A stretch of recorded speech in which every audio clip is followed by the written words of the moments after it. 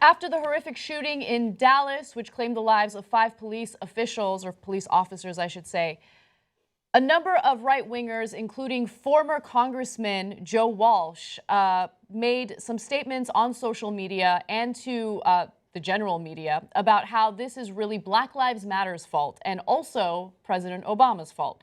Now, Joe Walsh was particularly open and honest about his disdain for President Obama and Black Lives Matter, and there were a few tweets that he actually deleted himself. So let me give you an example of what he posted.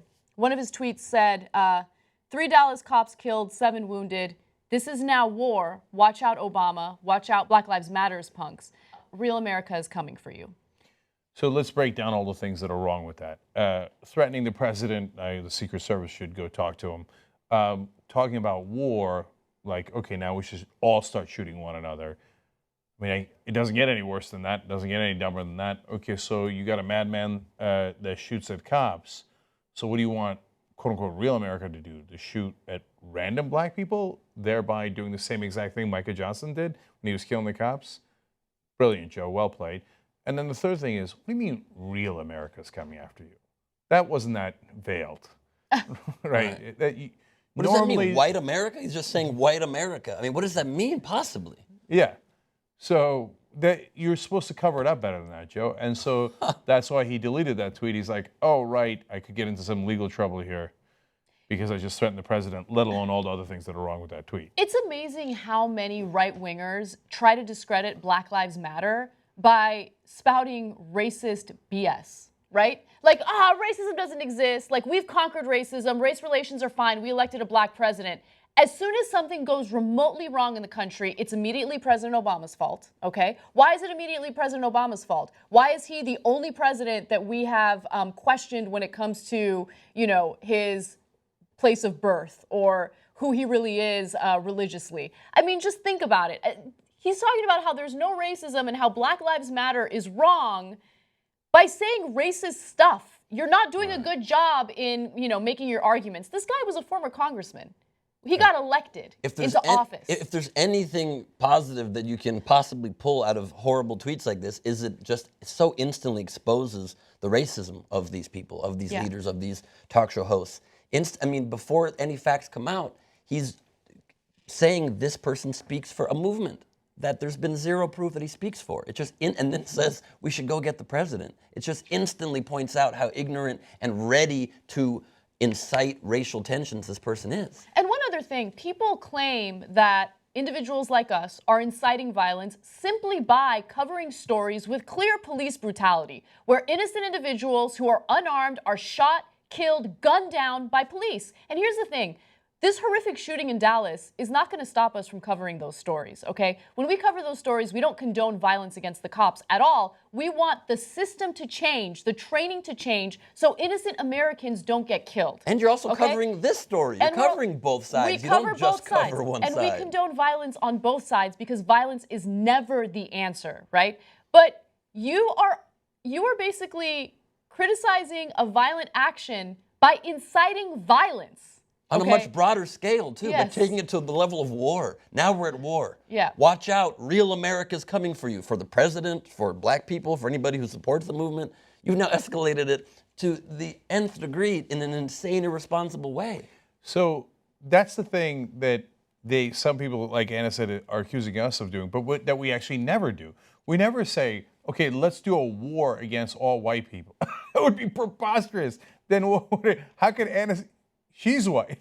It would be so ridiculous to say let's do a war against white people. We'd have to do a war inside the studio, right? Let alone the majority of people that work here. It's stupid people say stuff like that. So let's do a war against all right-wingers. We don't talk in that language, right? Because it's not productive. It's not helpful. Now, you want to do protests? I'm right there with you. I'm at the top of that protest. That's a First Amendment right. Tea Party wants to do protests? Great. I'm a little worried when they bring guns. There was a black guy inside this protest who they originally thought was a suspect. He wasn't. He had brought a gun. I'm worried about a guy bringing a gun. It sends a bad message. Now, it turns out he didn't do the shooting, right? But that's why I don't like guns. And by the way, the guy who did the shooting had a gun. Like every shooting we've ever covered, obviously, the one common denominator is guns, but you're not allowed to talk about that. So it's convenient what they want to talk about, what they don't want to talk about. So By the way, Texas is an open carry state. Am I right? I believe so. Yes. It is. Yep. Yes. Okay. So, isn't that a really bad idea? I mean, I know I'm now veering in the direction of having a discussion about gun control, but here's one of the huge downfalls of living in an open carry state. How do you determine whether someone is a threat and whether someone's a good guy? Right? There was some, as Cenk mentioned, there was an innocent individual who was peacefully protesting and practicing his constitutional right and his, state right based on their law there to carry a rifle openly, right? And he was immediately deemed a suspect. Why? Because he's holding a gun openly? But to be fair, I would have, there's people shooting with guns. I would have wanted to stop that guy and ask him a couple of questions, right? But that's my point. If you allow everybody to bring guns, then you shouldn't be surprised when somebody uses them. How about if we don't have the guns so the cops don't get killed? And then it becomes just even that much more of a racist policy, too, because you see in the incident with Castile, who was gunned down and supposedly said to the police officer, I have a permit, I have a gun here in the car, you want me to reach for my thing, I'm going to reach it, and announces it, but because he's black, the cop freaks out and shoots him. If you're allowed to have the gun, so then are black people not allowed to have the guns, but white people are? It's clear that regardless of what the law says, black people are not allowed to have the guns, right? Even if you say it, even if you follow procedure and say, I have a license for this gun, it is there, I'm going to grab something else. And on the other issue, too, of even before this former member of our government called pretty directly for violence against the president, even if you ignore the violence part, whenever people link Obama to being responsible for violence on a police officer simply because the president comes out and condemns violence on both sides, condemns when an innocent black person is killed, he should be able to come out there and say that is a horrible, inappropriate, tragic thing. Never once did he say, and someone's got to stop this, never once did he imply any bit of baiting violence like this man is. He simply said this is a horrible thing and there's too much of it. Apparently he's not allowed to say that, right? No one is allowed to ever criticize a police officer if they shoot and kill someone within 2 seconds. He's not the president of all Americans. He shouldn't represent all Americans. Right. Just some. I want to take that argument, unfortunately, to one more logical extreme, because it's their extreme, and I want to just be clear about that. So our job is to cover the news. So when someone gets shot like Castile did, we cover that. If the officers in Dallas got shot, we cover that because that's an injustice and that's horrible and that's a big news story. And so you're saying we shouldn't cover some of the news in order to cover it up, right? So if the cops get shot, we should definitely cover that and we should make a big deal out of that. I think we should. That's our job. That's what we're doing today, right? You say, but if an innocent person gets killed otherwise by cops, don't cover that. And if you cover it, it causes violence against cops. But by your own logic, isn't the real issue not covering the story, but the fact that that guy was killed in the first place? So you're saying all of this was precipitated by the cop killing Castile. So then you're in some insane way blaming that cop for the other cops in Dallas getting killed. So that don't go there. That's a bad chain of logic, right? You're not going to win on that chain of logic. So what you're going to do is say, well, these cops who were shooting the black people, once people found out about it, well, if other cops got shot, so I guess it was caused by the cops who were shooting the innocent people. Well, don't do that, right? Those two sets of cops are unrelated, but it's the conservatives that are doing that. They're also just skipping over what obviously the cause is. Even in saying that sentence, you can't say it without the inciting incident. You can't. You can't mention, oh, these protests were because cops killed an innocent black person. The back half of that sentence, they're saying don't cover that part. What are they saying? Spontaneous protests erupted for no reason? And then people killed cops? Well, they would argue that the protests came from nothing, right? That these protesters are not justified in airing their grievances, which is so maddening because, again, I always make this argument. The biggest problem in this country is that people lack empathy, right? There's this us versus them mentality among some individuals. And so they can't put themselves in the shoes of Tamir Rice's parents. They can't put themselves in the shoes of that woman who watched her boyfriend get gunned down by cops right next to her in a car and then had to get out of that car with her hands up with police holding their weapons or pointing their weapons at her as if she was some sort of criminal. They can't empathize. That's the biggest issue, right? They don't see these individuals as humans, and that's the biggest problem. And whereas we, since we emphasize empathizing, go, oh my God, look at what happened to these poor cops. Like we empathize with them immediately. They're people, they got families, they got kids, they got parents. We've said it 1,000 times. We have the ability to say it's terrible when the shoe's on the other foot. Right. All we're asking you to do is look at it in the same way when it comes to other people. So look, I'm going to give you two analogies here. So for example, a Tea Party protest. According to your logic, they shouldn't do that because they're inciting violence against the government. Why don't they just shut up already about their grievances, right? They're just inciting people. They're inciting, and look at that. And bringing guns to it? Yeah, and Gabby Giffords, a U.S. congressman, a Democratic congressman, got shot in the head. Now, we could turn around and say that's why the Tea Party should have never protested. But that would be preposterous. Right. So you're saying the same exact thing. Black Lives Matter should have never protested about the things they care about. Because one crazy person takes a gun. Because one crazy person shot people in the head because of it. Now, one crazy person shot a Democratic congresswoman in the head, and what, we're going to put it all on the Tea Party and say you're not allowed to protest anymore? That's insane. Or to say, okay, the shooter in Charleston, I don't like to give out names because I don't want to glorify them, et cetera, that went into the black church and shot and killed 9 people. Well, that was white people, or that was Christians, or that was right-wingers, and hence all white people are at fault? No, but that's so stupid. I mean, who's that stupid? Everyone who agrees with his ideology, who's an extreme right-winger, you're all at fault, right?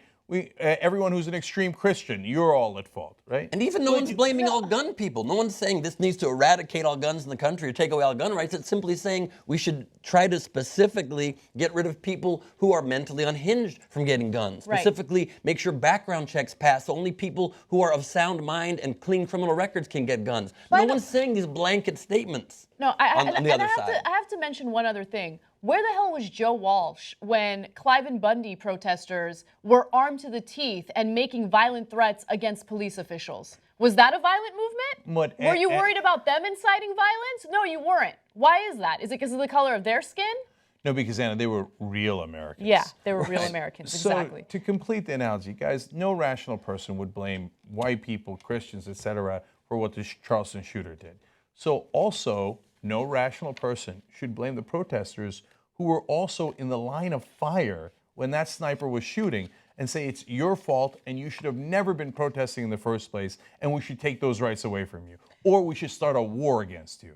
That's insane talk. And it's not so black and white, and really pun intended in that instance. It's not, we have this tendency to just polarize ourselves into opposing camps constantly, like you said, Anna, and it's just ridiculous that that's as unsophisticatedly as we have to see things. Why can't we be more adult and mature and intelligent about these things and realize that both opinions can be held? That really the opinion that every American should hold is that innocent black people should not be killed by poorly trained and racist police officers. And also we should support all of our police, all of our good police departments, the vast, vast majority of people that are protecting us, and thank them and respect them. Why can't we hold both? Of course we should. We can be against random, messed up murder of innocent people, and we can be against murder of the people protecting us, the police. Both of those things, of course, are what we should believe. It's not one or the other. And if you fix the system, then we can get back to a situation where we can celebrate the police because they're here to protect and serve. And then we work in unison. So sometimes we do it right. In San Antonio, there's a wonderful training that happened where they say, hey, mental health issues often lead to people acting erratically. So we're going to train our police to not shoot people who have these clear signs of mental health issues because they actually get shot at a similar rate as African Americans, way disproportionately, no matter what their race is, because cops see somebody acting erratically and they're quick to shoot. San Antonio fixed that problem, so then you're in a much, much better situation. And a lot of communities did community policing, where the cops would go into the neighborhood, not in the old way and go and bash people's heads or stop and frisk, etc., but went in and said, how are you guys doing? What do you need help in? I know that you're a little afraid to sometimes walk to work, etc., or walk your kids to school. How can I help you? And then the cops and the community are one, and then we are, as we're supposed to be, one community instead of divided and at war. Yeah. Yep. By the way, I just want to really quickly read through a few of the other tweets that Joe Walsh had posted because I think it's important for you guys to know the full context of the craziness that went up online. So he actually deleted that original tweet that we read to you guys, and then he followed it up with, "I wasn't calling for violence against Obama or anyone. Obama's words and Black Lives Matter's deeds have gotten cops killed. Time for us to defend our cops." He also says, "Obama says cops are racist." No, he doesn't.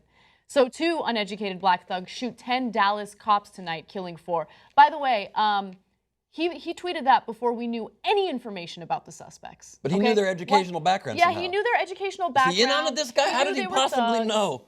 Yeah, he's a clown. Unbelievable. Okay, 10 cops shot. You did this, Obama. You did this, liberals. You did this, Black Lives Matter. Time to defend our cops. Wake up. Okay, so you want to talk about who incites violence? You're inciting violence.